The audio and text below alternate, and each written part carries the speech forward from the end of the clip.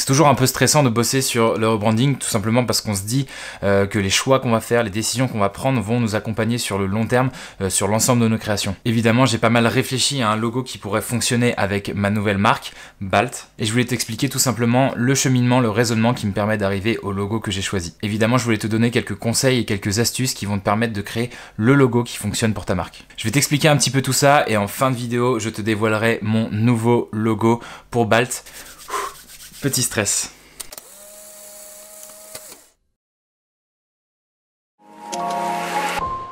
Salut la team et bienvenue dans cet épisode 1 du rebranding.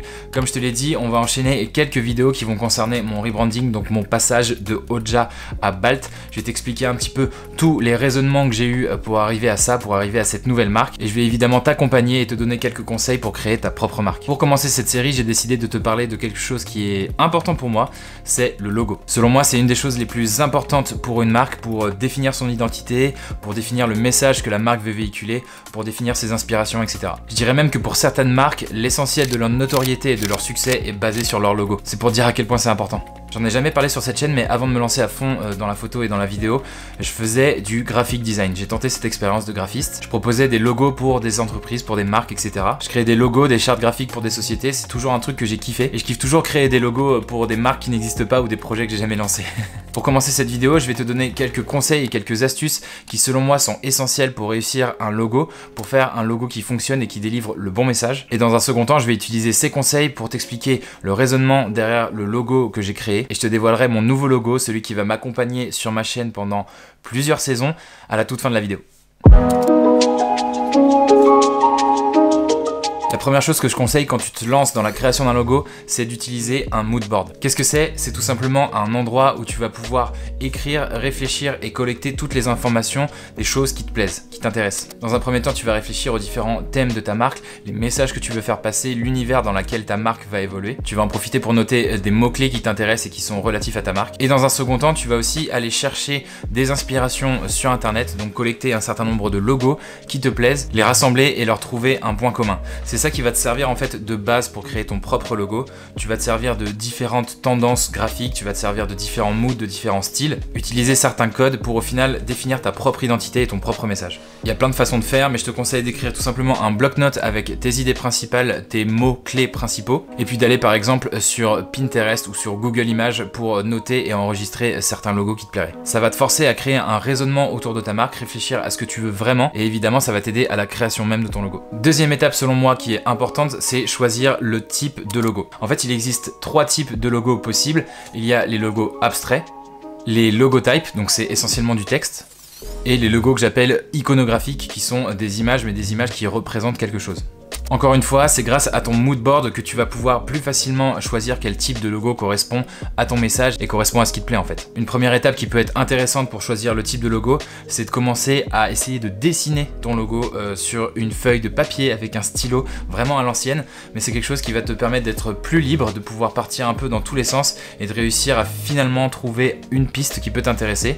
Et ensuite, cette piste, tu pourras l'exploiter sur ordinateur pour créer ton propre logo, l'améliorer, etc. Donc vraiment, dans un premier temps, collecter des idées, s'inspirer et ensuite partir dans tous les sens, explorer plusieurs pistes et essayer de laisser libre cours à ton imagination. Une fois que ça c'est fait, je te conseille de créer ton logo en vectoriel. Ça, je pense que c'est le conseil le plus important selon moi, c'est d'utiliser un logiciel vectoriel comme Adobe Illustrator par exemple. La particularité des logiciels vectoriels, c'est que ça va prendre en considération des formes qui sont définies par des vecteurs, des lignes en fait, et c'est en opposition avec les logiciels comme Photoshop par exemple qui va prendre en compte des pixels. L'avantage principal du vectoriel, c'est que tu vas pouvoir réduire ou agrandir ton logo sans aucune contrainte, sans aucune détérioration de la qualité. Donc je te conseille de te former rapidement à ce type de logiciel là, tu trouveras plein de vidéos sur internet, je pense notamment à Justin Buisson par exemple qui pourra t'expliquer un petit peu comment faire des logos en vectoriel, et c'est aussi un énorme avantage pour mon conseil numéro 4. Ce conseil il s'appelle la scalabilité ou l'adaptabilité en fait. Faut imaginer que ton logo en fait il va servir sur de nombreux supports, que ce soit des supports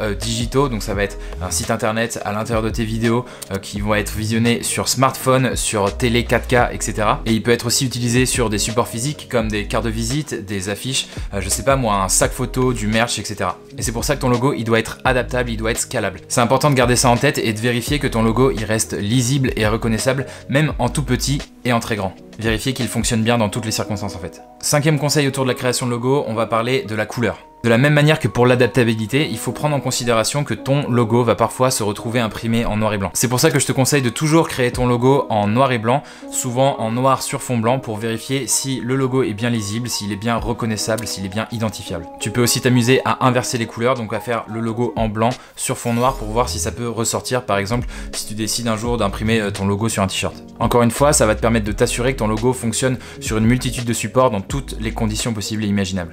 Et dans un second temps, tu vas pouvoir ajouter de la couleur à ton logo. Je te conseille de ne pas dépasser 3 couleurs, c'est vraiment le maximum, sinon on perd un petit peu en identification et en message. C'est terminé pour ce qui concerne les conseils que j'essaie de garder en tête pour créer mes propres logos. Maintenant, on va passer au raisonnement sur le logo BALT. Donc comme je te l'ai dit, pour créer ton logo, il faut d'abord réfléchir au message que tu veux véhiculer, au style que tu veux représenter. Pour mon logo, il va être principalement utilisé dans mes propres vidéos et donc je voulais un logo qui soit assez simple et qui puisse bien fonctionner avec du contenu un peu urbain, donc des vidéos en ville, etc.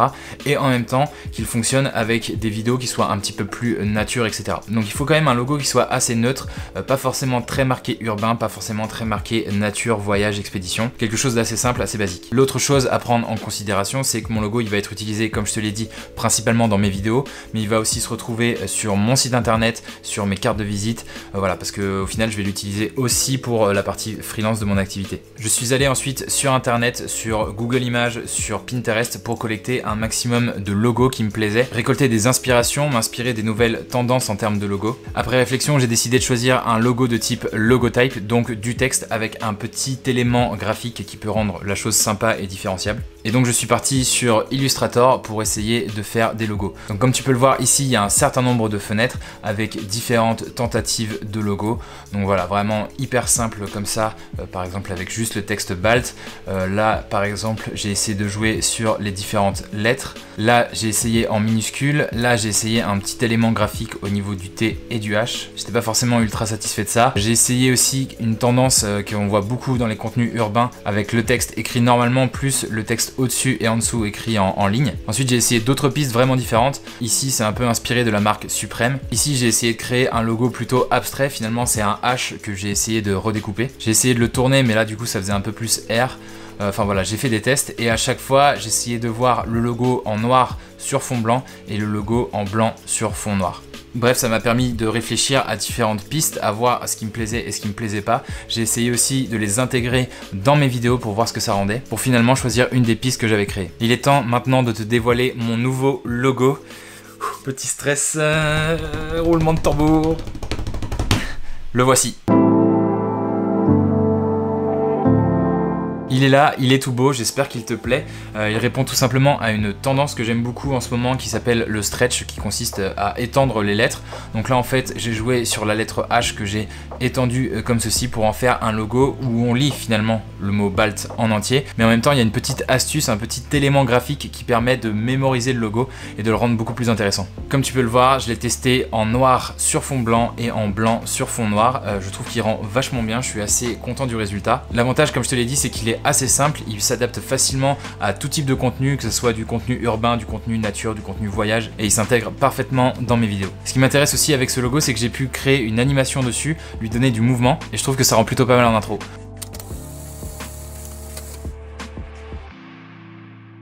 Pouce bleu si ça te plaît. Et donc voilà, c'est mon nouveau logo qui va m'accompagner pour les saisons à venir.